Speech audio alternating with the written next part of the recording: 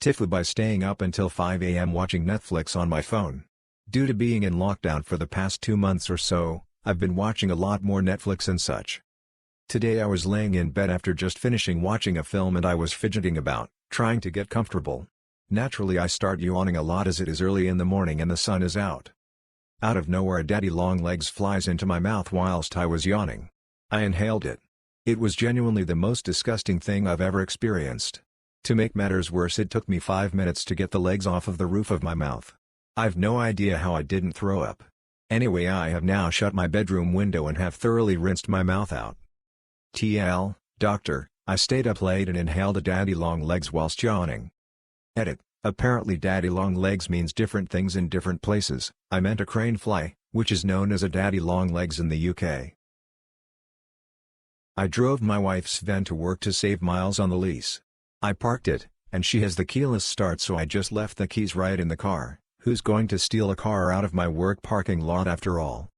Anyway, at lunch I like to drive over to our other building that's down the street to play pool with some buddies. I did that, stayed for about 45 minutes and headed back. But, as I was driving back I noticed that the car was pretty clean, and my wife's car is usually pretty messy. She must have cleaned it, I thought. As I looked around to observe the rest of the newly cleaned auto, out of my peripheral I caught a glimpse of something in the back seat. What is that? My brain said to me. I looked back, and it's a car seat. A car seat? My youngest son is 7. We don't have a car seat. What's happening? And as the adrenaline rushes through my veins, I finally realize, I'm in the wrong car. I got in a van, that is the same color, /make/model as my wife's, parked 3 spaces over from mine, and also left their keyless keys in their car. I just drove someone else's car away for 45 minutes. As I pull into the parking lot I half expect there to be police waiting for me. I pray that the spot is still open, but of course it isn't. I find a spot that's relatively close. I have no choice but to confess my sins, so I go right to security and tell them what happened. The security girl bursts out laughing in my face. But, tells me to give her the plate number and she'll email the person and tell them what happened. I never heard about it again from the car owner or security. But I told people at my work about it, and people still say, "Are you sure you got the right car?" and think they're the only ones to say it. This was a few months ago BTW, I just realized it fit pretty good here. I took a video in the car right after I realized what happened if you want to see.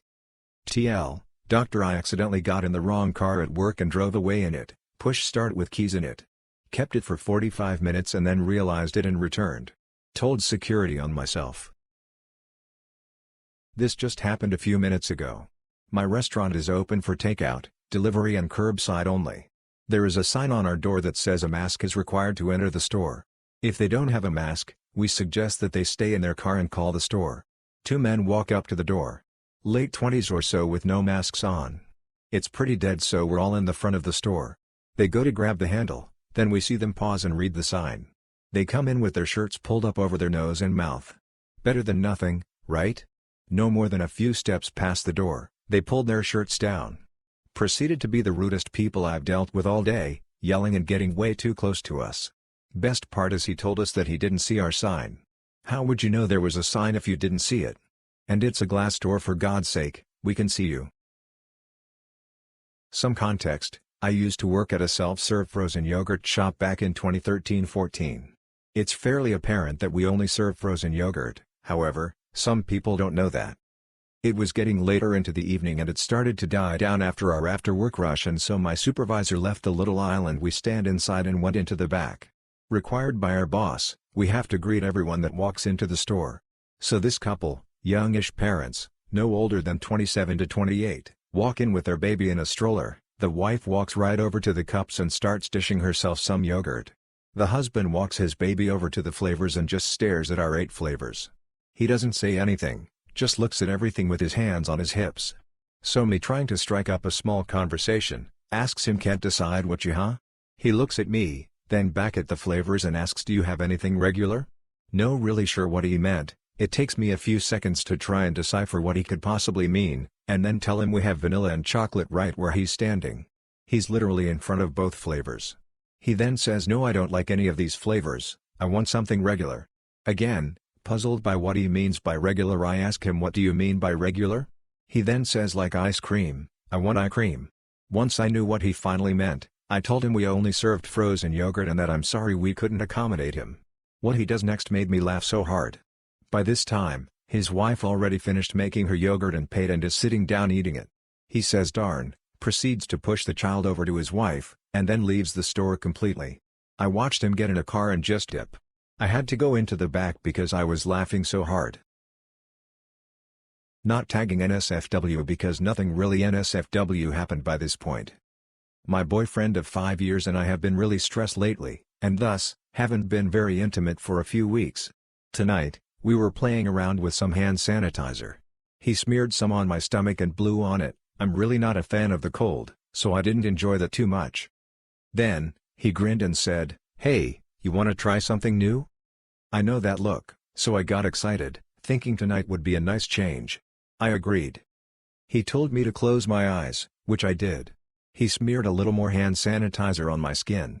Then, I heard the familiar click of a lighter. I opened my eyes to see blue flames dancing on my skin. It's a startling sight, but it looked pretty cool and didn't hurt, so I didn't freak out too badly. Then the flames turned yellow, and the burning sensation started.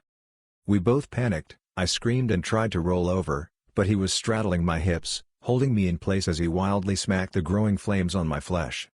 It took less than 10 seconds to put out, but we were both pretty shaken up and decided that was a good stopping point for the night.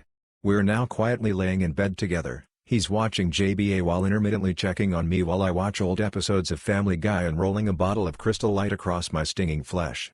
I'm fine, it's not even red. It just stings, much like my pride. Lesson learned: there are things that burn on skin without causing injury, and hand sanitizer is not one of them. TL, doctor, my boyfriend set me on fire during foreplay. If off, this is not a horror story, just a situation I found amusing as the person involved is super nice and very overworked. She often vents her frustrations with her job in general to me, so this was not a complaint per se either. I worked for a small tech company as a field technician, so I'm in and out of several customers routinely. This site, in particular, is essentially my site as I've done all the work there building the infrastructure from the ground up and I know literally where every piece of hardware is. I'm working on her laptop one day troubleshooting some issue that is at least partly due to her having an underpowered system for everything she does as the event coordinator. I install the equipment, but as for what equipment there is to install is out of my hands. We're chatting idly while I worked and she makes the comment that's it's so frustrating that she has this wimpy laptop while her assistant has a laptop and a desktop computer. I pause and look at her as I know good and well that the assistant only has a laptop. She does, however, have an external monitor, mouse and keyboard. Clearly, this is where the confusion lies, especially since the EC knows little about computers beyond what she has to know to do her job, so I attempt to explain this. She insists that her assistant has 2 computers over there. I didn't push it and let the matter drop as I was about finished anyway and it wasn't really a big deal. A few days later I was back in there for another matter and asked her assistant if she did, in fact, have 2 computers just to make sure since they do like to get wily and move stuff on me once in a while. She confirmed that no, all she had was the laptop. No idea what the EC thought she saw that had her convinced there was a laptop and full desktop in that little cubicle. The gym I work at is closed. I have not properly exercised since March. My muscles have atrophied. Sat on this darned couch way more than I am proud of. A couch I bought a year ago that is plugged into power so I can push a button and recline or decline. I found it a ridiculous just I gotta plug in my couch. Just now I dropped my water bottle off the table next to my couch that I have been on all day. It's late at night and I'm tired and I should probably go to bed. But there is nothing pressing me to since I live alone and no longer have a job. I looked at that stupid water bottle and I am too lazy to hit the button for the decline on my stupid couch to be able to pick up a water bottle. OMG. I used to teach boot camp at 6 a.m. 5 years ago. And I realized that this is how it feels to be obese and not give a shoot. Tomorrow, rain/shine, wind/hot, no matter the weather, I am going to jog again. I'm not even fat. But I am going to stop being unhealthy and out of shape. Yeah. Tomorrow. Just like everyone tells themselves. I hate COVID and all this shoot, but I love that I finally learned that we lie to ourselves every day. But I will go out tomorrow in my tiny rural town for a jog all by myself and rock my body back to gut this. Several months ago, I kept getting robocalls asking to consider changing plans for my credit card. I don't own a credit card, so I kept tapping one for customer service and asking to be put on the do not call list. It never worked. So one day, I replied with, "I don't own a credit card, this the 7th time you've called me this month, a complete exaggeration, and if you call this number again, I will be contacting my lawyer, I don't have one." They hung up almost immediately, and I haven't received a call from them since. So I live in Australia and my grandfather recently bought a 2018 model truck. Everything looked fine until I noticed something. Under the hood there was a sticker saying build date. It was 2015. That would massively decrease the sell price of the truck. A lot of the things in it didn't work as well, such as the fridge and aircon. He took the company to court. His lawyer found that they didn't have a license to operate in this state as well, so there's another thing they can do. The company loses and has to either pay $400,000 or give us a new Mac Superliner.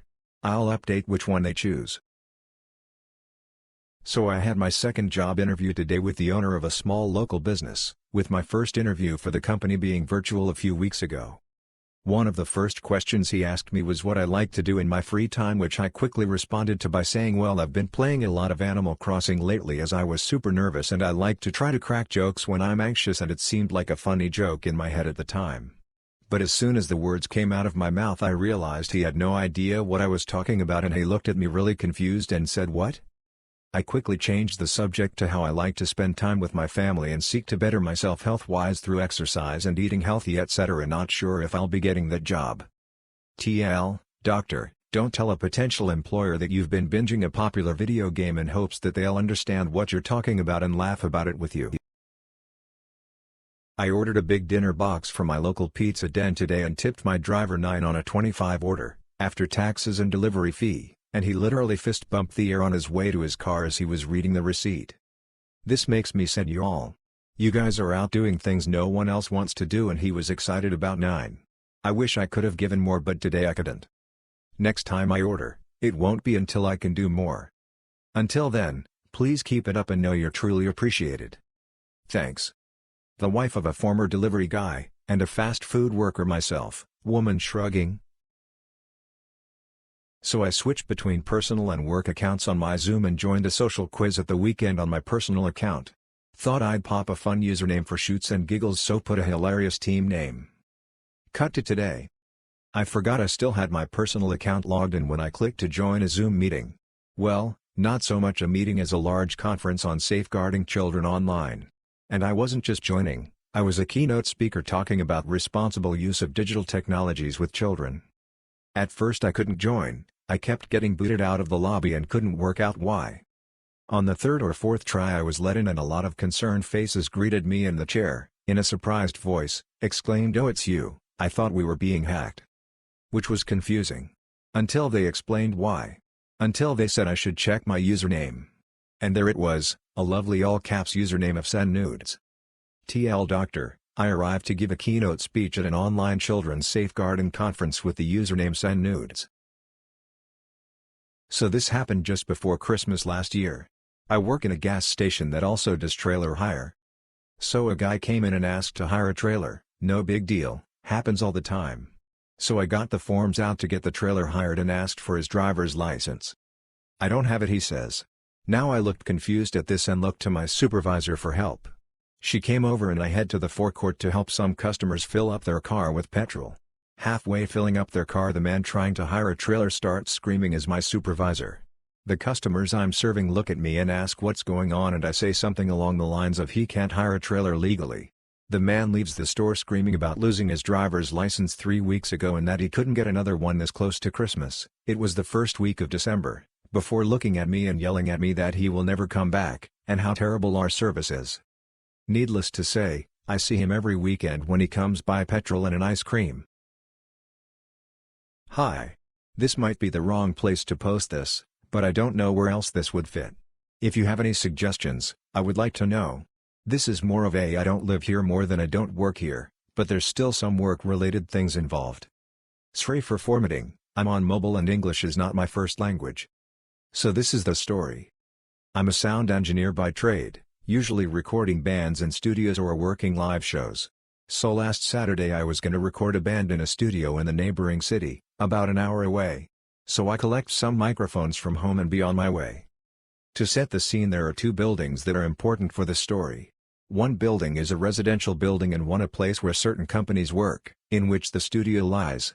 The residential building has an open parking lot where you pay hourly. This a perfect space for me to park because of proximity. So when I park and go to get my parking ticket, I hear some woman shouting from across the parking lot, through the music in my headphones. I figure she might need help with something, so I walk over and try figure what the problem was. This lady was about 50 or 60 years old, but it became very clear, very fast that she did neither speak English or Swedish, but instead a foreign language I did not understand. In her gestures I could interpret that she wanted to get into the residential building which I did not have a key to. I tried to gesture this but the message apparently didn't come through. So she saw my car key I held in my hand, she pointed to that and gestured for me to open. I gestured that this key is my car key and not the key she needs. But instead she reaches for the key in my hand, but I quickly pull my hand away and now decide to walk off and get my parking ticket. I put my earphones on and got my ticket. I then proceeded to put my ticket in my car and then walked from the driver's side to the passenger side where I had my mics. I then hear my driver's side door fly open and the woman sets herself on my driver's seat. I get so stunned I just yell out, "What are you doing? Get out of my car!" in various forms. She keeps rambling on in her native tongue. So I take my stuff and put myself in front of her and tried to gesture for her to move the flip out of my car. Since she never decided to move, I called the cops and a few minutes later they arrived and managed to get her to move from my car. Once she was out, I don't know what happened. I moved down to the studio and was just dumbfounded about what happened. I work at a small-town coffee shop that has managed to adapt and stay busy during COVID-19 by utilizing a window for walk-up service. A regular problematic customer, let's call him TJ, is a typical middle-aged man riddled with toxic masculinity. He often makes female employees and customers uncomfortable with his comments. Lately he's been around a lot, being typical TJ. Today he came to our window and ordered a coffee. Cool, nothing out of the ordinary. A coworker asked him if he would like to tip via our Square register. We normally don't verbally ask customers, but with the current pandemic we are not allowing customers to touch our iPad system. He proceeded to tell her to put 100, and reassured them he wanted to tip that much because he appreciates our hard work and effort and wants to chip in since our business has been a bit slower. Okay, I gave him that and almost have a change of heart about TJ. We both outwardly thank him and he goes on his way. I text my boss about this uncharacteristic interaction with TJ and through their end of the register system she was able to look at the transaction. They noticed that not only was the credit card he used not in his name, but in his boss's name, on their company card. Typical TJ. What a D-bag. I'm in college and trying to get a summer job. So I might be getting a job soon at Pizza Hut delivering pizza. I live in a smaller college town and of course, all the college students are back home, so not here. I have a '06 Jeep Grand Cherokee with 165k miles on it. I get 12 maybe 15 miles per gallon average driving around my town. I'm debating whether it would be worth it. Worried about wear and tear. Since this is my only car with high mileage and a Jeep, it might not be worth it. I'm also worried that since I live in a college town the tips will suck. What do you guys think? COVID-19 remote work fun. Had a user submit a ticket that they could not use both of their monitors, laptop and second screen, and hashtag X200B. I respond to this ticket with how to adjust the display settings in Windows. User sends a message back that it is still not working. I remote on to look. On my side, I only see one screen as well. I then go over making sure settings are correct, and that she has everything plugged in correctly. And hashtag X200B. Me, tell me what you see, is the laptop the screen that you can see an image, or the second monitor? User, I can see the display on the monitor.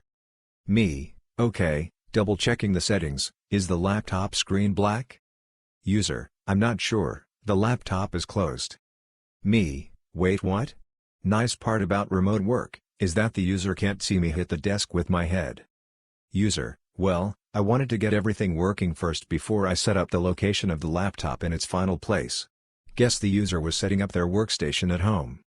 Me, please open your laptop. The dual screen will not display an image, show up in the display settings until the laptop is open. User, oh, well now I feel silly. After the user opens the laptop, everything shows up correctly, And I verify that the position of the laptop and monitor are to the user's liking. I finish up, and get off the user's machine. And hashtag X200B. Then at the end of the day, I get an email forwarded from my boss. The user had sent a thank you email to all the upper management stating that they were very thankful for me and all of IT, for the good work and patience with them. Me, is this real life? We have a floater RPH who's in for one regular staff due to an injury and he makes us do everything but verify. He won't even take a second to mix or give a consultation unless he has to. If we're all tied up he will not help a single customer or answer a single phone. If it's a doctor line he will let it go on hold until a tech can try to see if we can handle it. Keep in mind that we're pretty much dead right now, so there's excuse of being too busy. Even if we were too busy, your job as a pharmacist is to help patients. That is the whole reason why you went to pharmacy school. Technicians are there to help and aid, not do everything for you while you sit on a chair complain that we're not moving fast enough. We are not your servants. First time posting. Currently a EMS dispatcher for a private ambulance company for 3 years now. We take some calls, however, they're usually seizures, psych, and falls. This one? Probably should have been psych, but unfortunately she wasn't the patient. This call happened in my first year, while I was pretty fresh and didn't understand the power of controlling a call. And hashtag X200B. Me, okay, tell me exactly what happened. CLR, yeah. My mom fell in the other room, you know we have her locked in there right now, but yeah she fell and I think she may have hit her head. Me, okay, are you with her now? CLR, well, you see, she has dementia, and we live in a new home, so she is locked in there. You see, we can't have her wandering because of the bears that are around here. Me, have you gone to check on her yet? CLR, no, I can't unlock her door because she will get out and the bears will get her. Me, can you please go check on the patient? CLR, yeah, I think she might have hit her head, it sounded like she hit the end table, that's what woke me up, but even our big dog, insert large dog brand, is afraid to go outside because there are bears here at this new house. Please send the ambulance but make sure they get in and out quick because the bears will get them. Rinse and repeat for literally every one of the 10 questions involved with a fall. I was essentially working with a third-party caller as she flat out refused to unlock her mother from the room until the EMS got there, let alone even go look at her. And hashtag X200B. I kid you not, I heard way more about these bears than I ever got out of her regarding her fallen mother. While I may have wanted to bash my head into the desk repeatedly asking her the questions, now I can have a good belly laugh over it. From what I do remember though, Mom was transported alright, and no EMTs were mauled by the darn bears. I don't care what your political alignment on overdraft fees are, trying to sue a bank for charging you too many, when all the transactions were authorized by you, is not going to work. What do people think they're going to get out of threatening to sue us, for anything really? I don't get paid enough to care, honestly, and being nice to me will make me more likely to make exceptions for you. I've literally run my manager down for overrides for people who are super apologetic and patient, but I also have ways to make your life harder if you're rude. Most of the time my manager will refund overdraft fees for people even when it's their fault, if they come to her nicely and explain the situation. I don't know if people realize how many exceptions we can make for them, but they probably don't, since quarantine has definitely brought the awful members, and non-members, out of the woodworks who think the world revolves around them, and they're immune to contracts that they signed because y'all didn't tell me about this. Receptionist here. I get plenty of calls meant for other lines because my office number is the first that pops up when a Google search of my company is done. Normally, the callers are happy to go where they need to, but this guy. Not a horrible caller, but it sticks with me. He asks for a person who isn't in our system, but insists that he is and that they've recently spoke.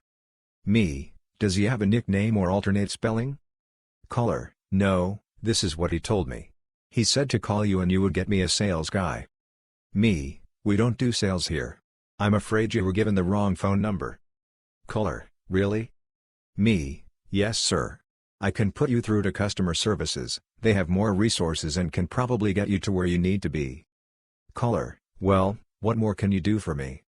Me, give you to customer service, this is a line for associates who already have contracts with our company. If you don't have a valid contact, I can't do anything. Caller, really? Me, yes sir. Caller, well, you must be new. That's not what I was told. Just get me a sales guy. Me, I'm not new, and this isn't a sales line. If you don't have a current employee that I can forward you to, I can only give you customer service. Caller, well, I guess I can play by the rules. Gets transferred. You guess you can play by the rules? This guy was so cocky, so arrogant sounding, like doing things the regular way was below him. So entitled, just glad he didn't go Karen on me. So when I was studying HS in Shanghai many years ago, my buddies and I would go to a nearby apartment complex, slightly further away from his complex because he didn't want his parents accidentally seeing us, to smoke up from time to time. On one of these nights I decided to try ketamine and my friend was gonna babysit me through the trip. We get to the nearby apartment complex and sit down. A weird thing about this complex is that there's random couches in the middle of the complex that someone either threw away, or old people use when they get together. I'm guessing, kinda ominous in of itself. We sit down on the couch, decide to smoke up to pass the time, as my buddy needed to go get his friend first before I was gonna drop ketamine. As I'm waiting, the sun finally sets and before I know it it's getting dark. I'm sitting on the couch high in my thoughts. I tend to get pretty neurotic when I smoke and thought to myself, wow, I haven't really been positive with my classmates recently, should try to cheer myself up more. So in my own weird way I'm sitting there, practicing how to smile. I'm on my phone and a random Chinese girl walks by. I look up from my phone and subconsciously reminded myself to smile at her. She froze in her tracks for 2 seconds and bolted away. That's when I realized I accidentally LNM'd someone. From her POV, she saw a pale-faced man with light illuminating from the bottom of his face leering at her. To make things worse, I have very light eyebrows, so combined with the lighting she probably saw a white face with no eyebrows smiling at her on a dark night. I definitely see how this is creepy and wish I could apologize to the poor girl for scaring her. Hope she's doing okay these days, my bad. TL, Dr. ILNM'd someone by smiling at them in the wrong circumstances. Background: I live in a boarding school in a foreign country. In result of the current situation I live in the dorms of the boarding school but I only attend online classes. Today instead of having normal classes during the morning until the noon my teacher decided to do an evening class. Unfortunately the class fell on my dinner time and my teacher gave me a short amount of time to grab me some food and come back. Of course I didn't think about muting or closing the camera and just leave my room with my computer open. I totally missed that my roommate went for a shower before. So now I am not in the room, my camera is on and my roommate comes out of the shower with just a towel. After noticing that I left for dinner he locks the door and drops his towel. Walking around completely naked for a minute until he gets dressed. After I came back and sit down I just noticed the shocked face of my teacher and a ton laughing classmates. They tell me what happened. Now I feel bad for showing my naked roommate to my whole class. TL, Doctor, I left my camera on while leaving for food and now my whole class has seen my roommate naked. For background, my aunt and uncle had a shop for school supplies. Also I only just barely remember the dialogue. My cousin now owns it. I sometimes helped out on the weekends because I was free, and my aunt was looking to hire more workers. My family goes on vacation for 2 weeks along with my aunt and uncle. A family friend was managing the shop for them. Once we get back my aunt tells me to open up shop for the day. The door was unlocked and I assumed that someone was already inside. I go over to the break room to set my stuff down. As I'm going into the break room one of the new employees thought I was an insane customer trying to rob the place. I'll call her Bernice. So anyways Bernice yells, "What are you doing here?" I say, "What do you mean?" At this point, I'm still wondering why my aunt was taking so long. Bernice tells me to leave or she'll call the police, and keep in mind at the time I was 16 years old. Right in the nick of time, my aunt comes into the room and starts ratting out Bernice. She says stuff like, "Don't treat my niece like that." Bernice wasn't fired because I vouched for her. I didn't know what I was doing. 3 or 4 months after the incident, Bernice gets fired for calling one of my friends who was helping clean up a dirty rat / or something like that. With COVID-19 we are having big Zoom meetings with people at work. This usually involves over 50 people, including my boss. It is generally my boss speaking, or someone doing a presentation. I always have Zoom in mosaic mode or focusing in whoever shares their screen. For the last month or so I have been doing small petty troll things. For example, after a presentation is finished and people claps, I would wait until everyone stopped clapping and then clap myself for like 10 seconds in front of my microphone. Another examples is when my boss was saying, well, we need to start preparing to go back to work, and I would shout to the mic no, of when my boss would say something like I am speaking too much today, and I would should yes. Stuff like that, nothing crazy.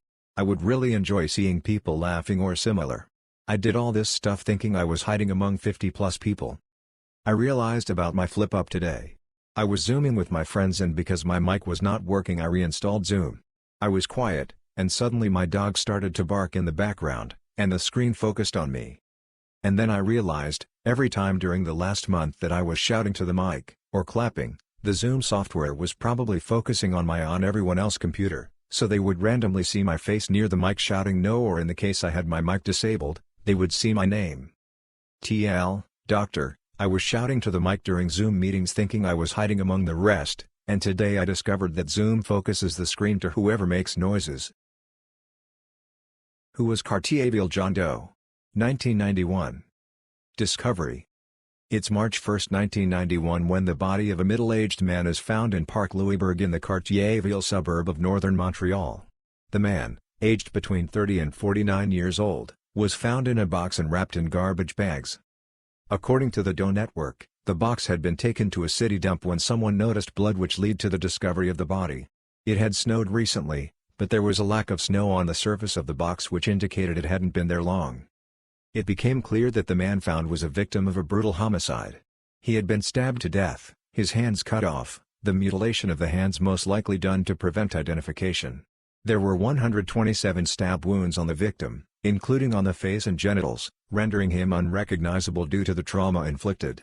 Investigators believe that the murder was probably a crime of passion, and haven't ruled out the possibility the killing was a settling of accounts by organized crime. Characteristics and appearance. John Doe was a white male aged from 30 to 49.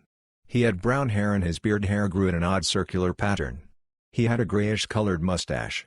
He was 5 feet 2 inches to 5 feet 3 inches, and weighed 99 to 107 pounds, 45 to 53 kilograms. He had a vaccination scar on his right arm, near the shoulder. He had good teeth and was uncircumcised. Doe Network page. Bartender at a local pizza joint. My buddy came in after a long day dealing with his 2 sick little girls. He tells me a story from today about the littlest. She's screaming for him from the bathroom. She states she's been waiting for 60 years for him. All she wanted was a cheese pizza from our place. Since they were sick, he went with something more appropriate for upset stomachs. But you can guarantee I got him a gift certificate for a cheese pizza for her when she's better. Nice to have good customers to even out the bad ones, lol. This happened a couple months ago. I was driving home from my boyfriend's house at like 2 a.m., going 52 miles per hour in a 45 miles per hour, not bad for the area, but I got pulled over for speeding. It was my first time getting pulled over, so of course I'm paranoid, and the cop comes over. He does the whole license and registration please, and then all of a sudden goes, "Ma'am, is that a gun in your purse?" Side note, I've been in a Nerf gun war with my boyfriend, where whoever shoots the other first gets a point for the day, hence the Nerf gun. The orange tip was hidden. So me, being terrified and an absolute idiot, reaches for IT in my purse and pulls it out saying, "Oh no officer, it's not a gun."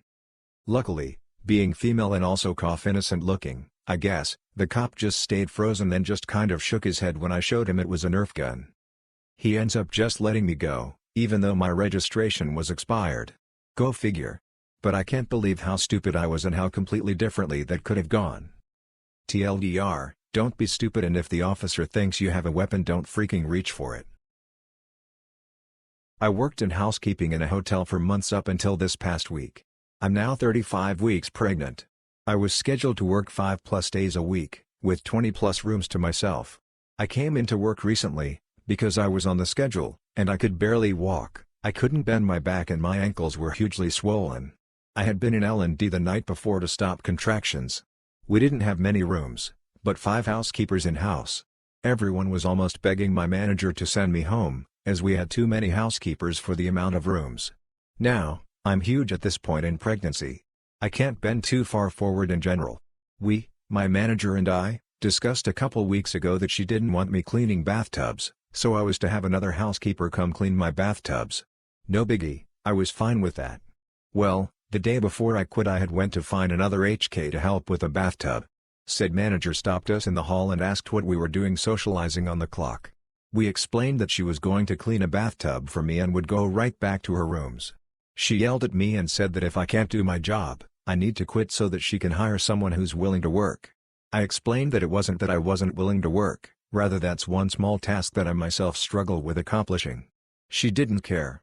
She continued yelling at me. Now, I've always hated being yelled at, so I spent the rest of my shift crying while cleaning my rooms. I got home from work, still crying.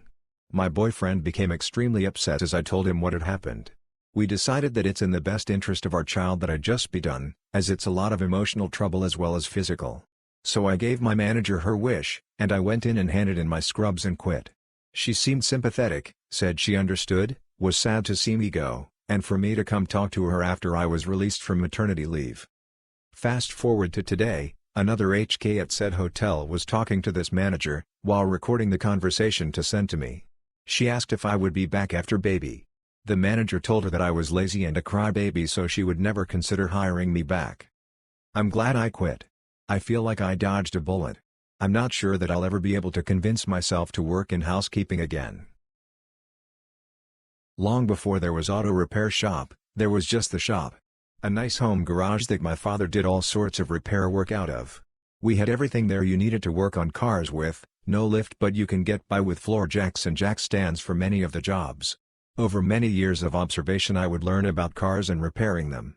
All sorts of repairs, big and little, from doing a carburetor rebuild to watching him do an in-frame on a semi-truck. One of my earliest memories of being in the shop was a day when he was rebuilding a transmission. Not normally a repair he would do, this one was on a car he had got from his father-in-law, my grandfather, and was trying to rebuild. In time it would end up being my older sister's first car, then mine. Then I sold it to my future brother-in-law and it was his first car.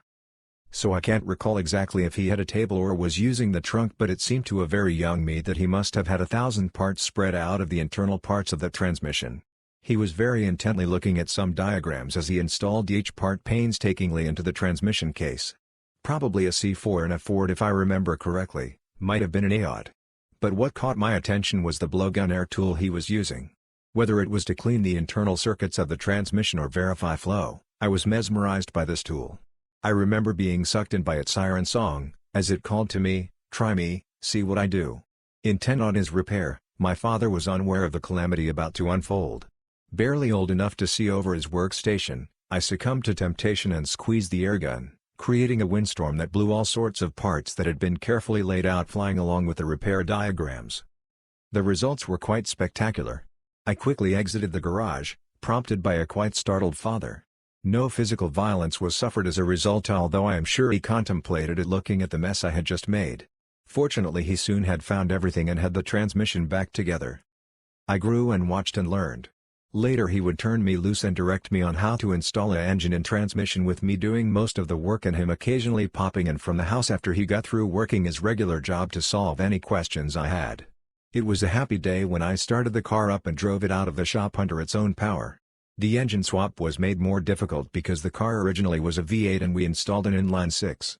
Later, when I turned 16, I tested the car's ability to fly and found it sadly lacking in that department, but it was a tough car and survived all my attempts to kill it, even taking out a light pole with minimum damage to the car. They just don't make them like they used to. I'm not tech support, but handy with computers. Friends and family often ask me to have a look at anything that may not be working. This story starts with a friend's mom who was setting up her laptop to be like a desktop, separate monitor, keyboard, mouse, etc., so she could work more comfortably during lockdown.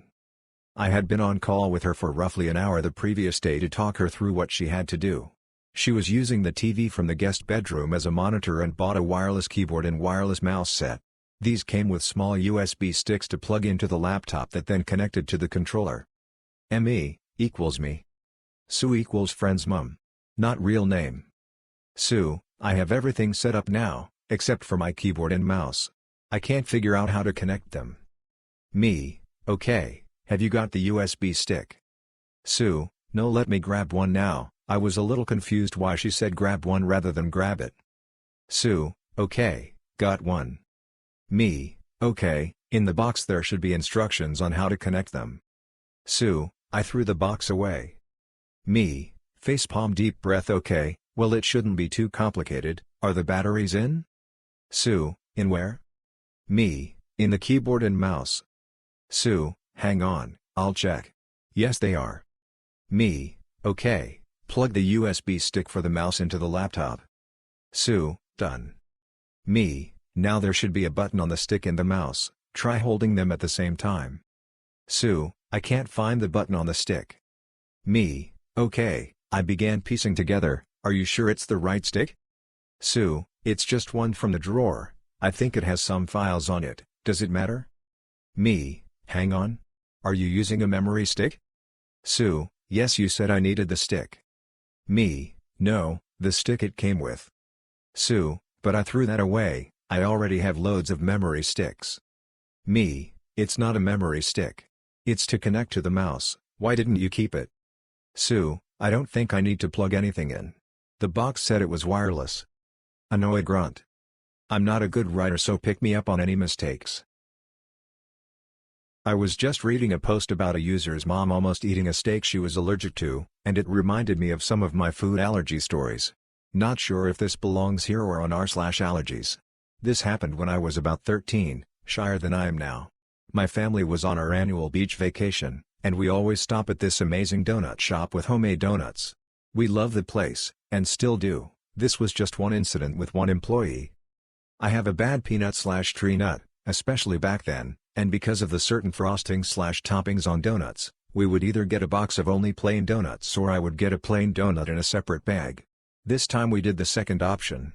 But when the employee was done putting the frosted/topping donuts in the box, he put my plain donut in the box with the other donuts. We then again explained that the donut has to be separate from the other donuts because of my allergy, and we have always realized some places don't first understand the extent of cross-contamination sometimes. After explaining, the employee then simply pushed the plain donut farther toward the corner of the box, so it is now separate from the donuts. I was in silent disbelief at first, but my parents calmly explained the donut has to be completely separate from the box because of my allergy, and suggested a bag. He then put the plain donut that already touched the other donuts into a bag, and my parents then explained I needed a new donut because it was already in the box, and my allergy was that bad. Things like this continued to happen where he was utterly clueless of what to do, and I know cross-contamination can be confusing sometimes, but he kept doing variations of the same thing. Being the shyer person I was at the time, I just waited outside so I didn't have to keep dealing with it. After a while my parents and younger brother came outside, but were only holding the box. Turns out, the guy finally put another, the third or fourth new one at that point, plain donut in a new bag, but then put the bag in the box with the donuts. The plain donut itself was fine, but because the bag had the frosting on the side of it, my mom had to open the bag for me to get my donut. It was just so bizarre he couldn't grasp what we meant. I honestly just laugh at this story now and share this with friends when we talk about going to restaurants with our allergies. I have more stories if you want to hear them, and here is the link to the story that reminded me of this. This wasn't today, but it's one of my biggest flip-ups. My brother was in the emergency room for suicidal ideation and my mom told me to go get some sleep because it was taking hours to be seen since there were more acute patients and it was the middle of the night. I saw a little room called Quiet Room with an open door and it had a couch in there, so I thought okay, I can sleep in here. I was wrong. Anyway, I was asleep and I heard we did everything we could, but your son's injuries were too extensive. He died. I'm so sorry. It didn't quite register with me. I thought I was dreaming or something. Then I heard the mother start crying. That really woke me up. I got up in a daze and said, "Ooh, what's going on?" I guess they didn't notice me in the corner. The doctor was like, "Who are you?" I said, "I'm so sorry, I thought the quiet room was a place to take a nap." He said, "Sir, you have to leave." I awkwardly stumbled out of the room, still kinda in a daze. I said, "I'm very sorry for your loss," and they thanked me awkwardly. So yeah.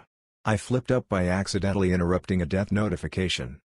TLDR, I flipped up by being in the quiet room of a hospital or asleep during the tender moment when a doctor was telling a mother her son died. And when she started crying, I interrupted it by waking up and saying, "Ooh, what's going on?" So I decided to write or type a flipped up situation happened with me years ago. This was my first post on Tiffa, so decided to first write in a notepad and then copy it and paste it. It took me an hour of typing and thinking and typing, and finally it was complete. Then I started to read it from the start to add if something was missing in the post. This is where I flipped up and lost my mind, I just deleted the whole story that I had decided to post. I didn't do that on purpose, it was a mistake, and the post was so long that if I had written it in my exam paper I would have topped the exam. Now I feel totally pointless, like a chest without a nipple where all my work went straight down the drain. The post was 5 times long than this one. TL, doctor, an hour's work down in the drain. Sitting in quarantine really had me thinking about my past, and there's a lot of let's not meets in there, but none of them has left me scarred to this day quite like this one. I was maybe 8 years old, and it was near Christmas, sometime mid-December, and had just gotten home with my mom and sister from seeing Santa. My mom put some music on the TV. This is ingrained in my memory. I can remember the music video had purple butterflies and it was a country song by a pretty lady with dark brown hair. I wish I could think of the song, but I can just see the video, and ran upstairs to go to the bathroom. I heard someone knocking, and being the big brain of the operations I told my sister to go tell mommy while I answered the door. It was a man, tall and skinny, with a huge bright smile on his face and this toy in his hands. It was a remote-controlled racetrack with 2 cars, and he looked around the living room behind me and said, "Merry Christmas, this is for you and your sister. I'm donating toys to all the kids in this neighborhood and this is the last house. I have so many toys left I'll need help carrying them." He pointed over his shoulder to this beat-up little gold car with a lot of big bags in the trunk and some toys, and in the back seat was a small dog and a little tricycle and car seat. I was ecstatic. You know how exciting that is as a kid, because we were so poor that we hadn't even really been able to decorate the house. Thanks Mom, that heroin money could have bought a tree instead of the bush you got from the yard. My sister came down the stairs and I told her to hold the toy and that I would be right back. I ran the stairs 2 at a time trying to get my shoes and coat on. I couldn't wait for a real Christmas. I was gonna get a puppy and my sister a bike, and maybe he had clothes in there for mommy and Tai her boyfriend. I hollered out to my mom through the bathroom door that I was gonna help the nice man bring our presents from the car. I was almost into his arms when my mom made it down the stairs. She snatched me back and told me to lock the doors behind her and take my sister somewhere safe. I had designated hiding spots in case her and her man would fight or my grandma would come over to take us. We hid in a crawl space for what felt like years before I heard my mom say it was safe. As a 23 years old looking back, he was 100% trying to kidnap me and my sister. So Mr. Christmas cheer, please let's not meet again. I am 14. I am a certified referee in my state. I know the rules as I've played by them my whole life along with taking the officiating classes. At our park district, no headers for ages below 11. But in U12, it is up to the referee's discretion. So if it's a small tap it's okay. That is exactly what happens. So the coach behind me screams at the top of his lungs there are no headers in U12 5 to 16 times. I ignore him. Though I could eject him. It was last game of the season and I didn't care. After a bit of yelling, he says fine, go duck yourself then, which I turn and tell Adam for saying in front of U11 kids. I wish I sent him away or ended the match. Sadly I didn't do much and my partner is a long-time referee, officiated my matches as I grew up, and he is deaf. So he has no idea what happened. The person who runs Park District in my area has been informed and is taking action. Edited for autocorrect errors. Characters, me, Chutney Lady, CL. So this whole thing was kinda my fault because I'm generally clueless in social interactions with strangers, but I think this qualifies. I was on my lunch break from work one day, prior to social distancing, and went to a large grocery store in the same area of my work.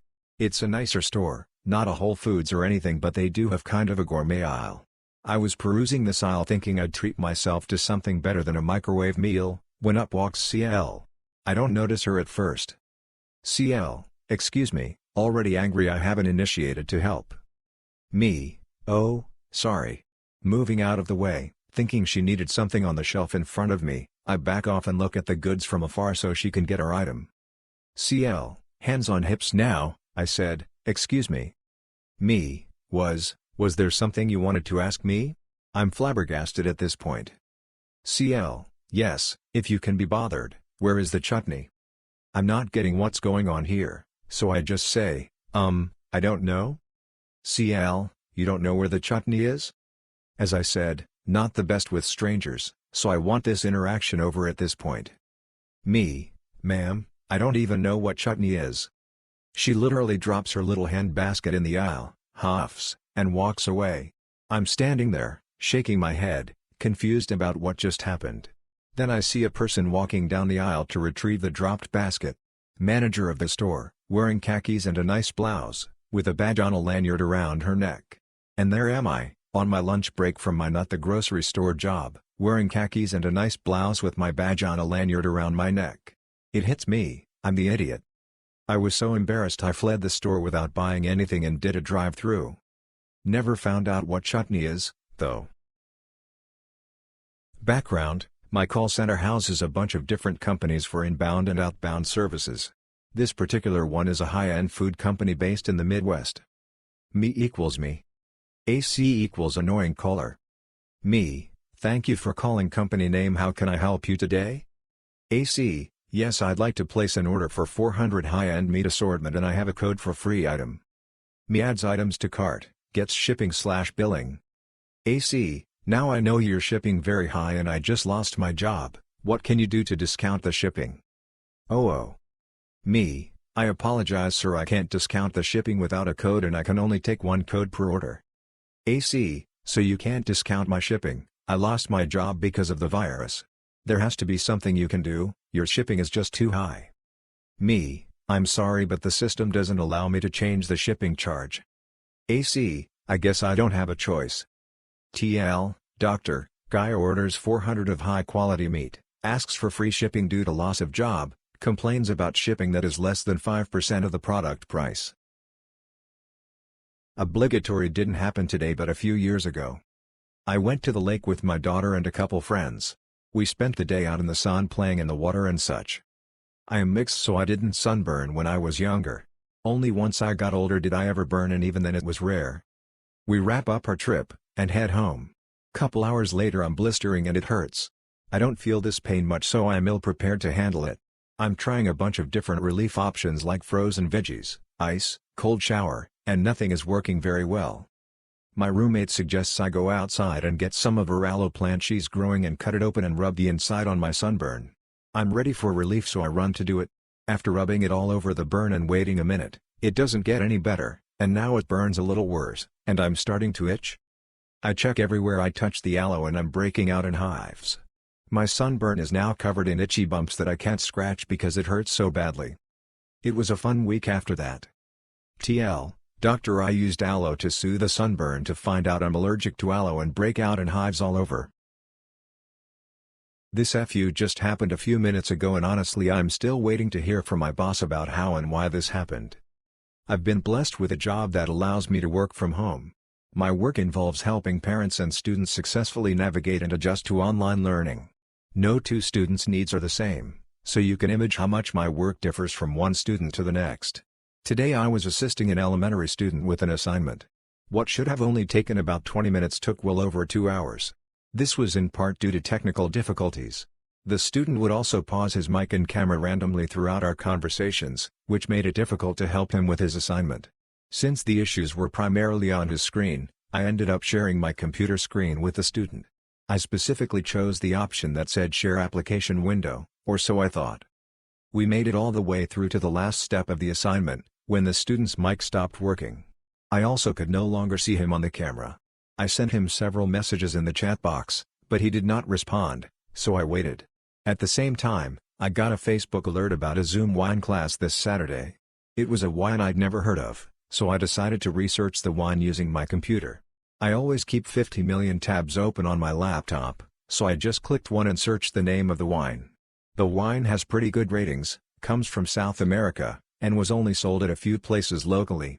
About 5 minutes into my research, I get a text in the chat box that says, "Are you going to buy that right now?" I looked at the bottom of my laptop window and saw that I was sharing my screen with the student. I wasn't just sharing my application window, I was sharing everything. This means that he not only saw the application window that we were using to complete the assignment, but the student saw the correct answers, my other open tabs, and all of my research regarding the wine.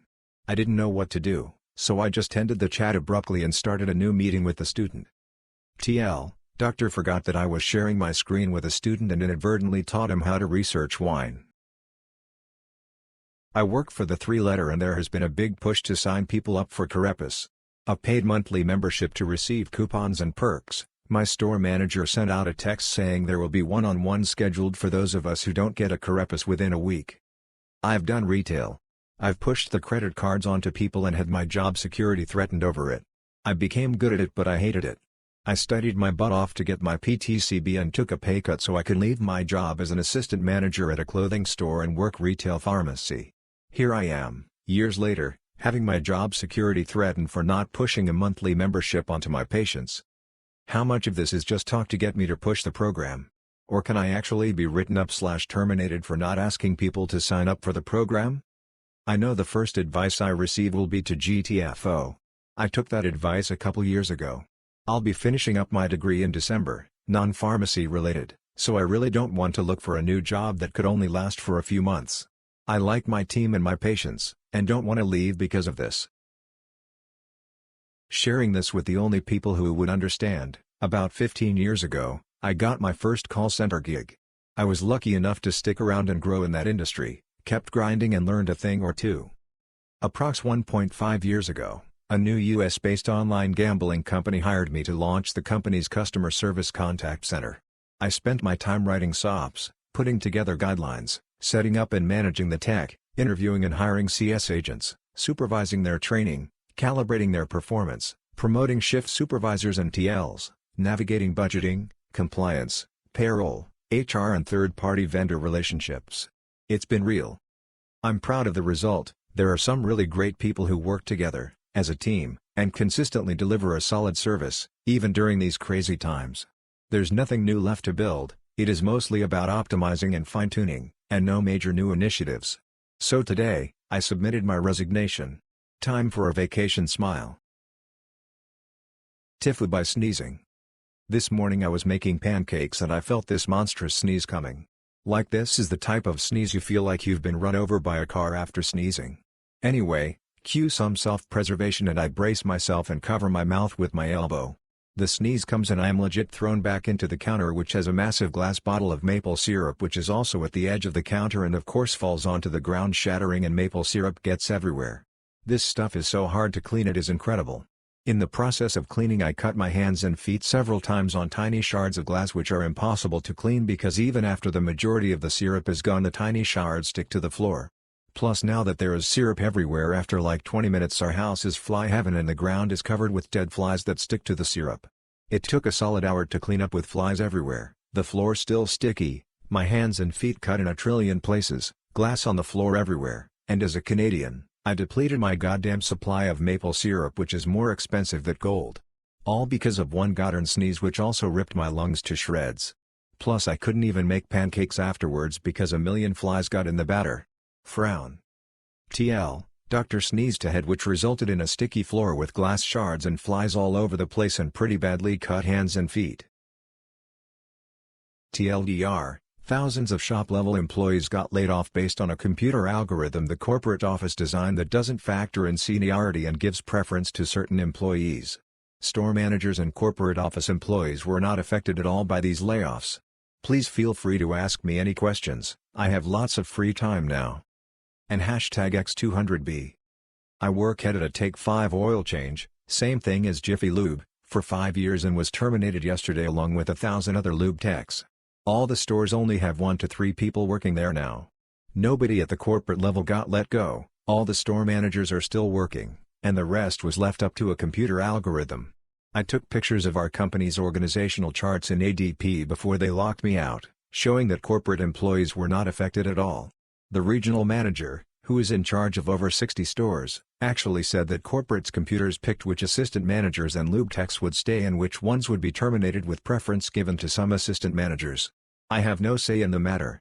Apparently experience wasn't a factor in this algorithm. Lube techs who had worked there for more than 20 years got laid off while some techs who just started last year are still being employed. In the letter they sent out to everyone, they stated that all employees terminated will be considered for rehire subject to work history. They aren't even guaranteeing their jobs back, they're basically telling us we need to fill out an application again and hope for a callback. Does this seem pretty messed up, or is it just me? How can a company lay off people so easily without care? It sounds like they are using the current events as an opportunity to clean house and start fresh with new people once things settle down.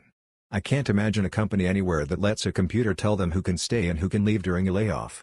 I think what bothers me the most is that I know very well the expendable shop-level employees are only getting laid off so the company can afford to pay the management and corporate employees. They still have 10 employees on payroll making 70-80K a year for unit growth and development. This company is not doing any growing or expanding right now, couldn't they let some of those people go? Thank you for taking the time to read. I just really wanted to vent my frustrations. If what they are doing isn't illegal, then it is certainly the shadiest thing I have ever come across.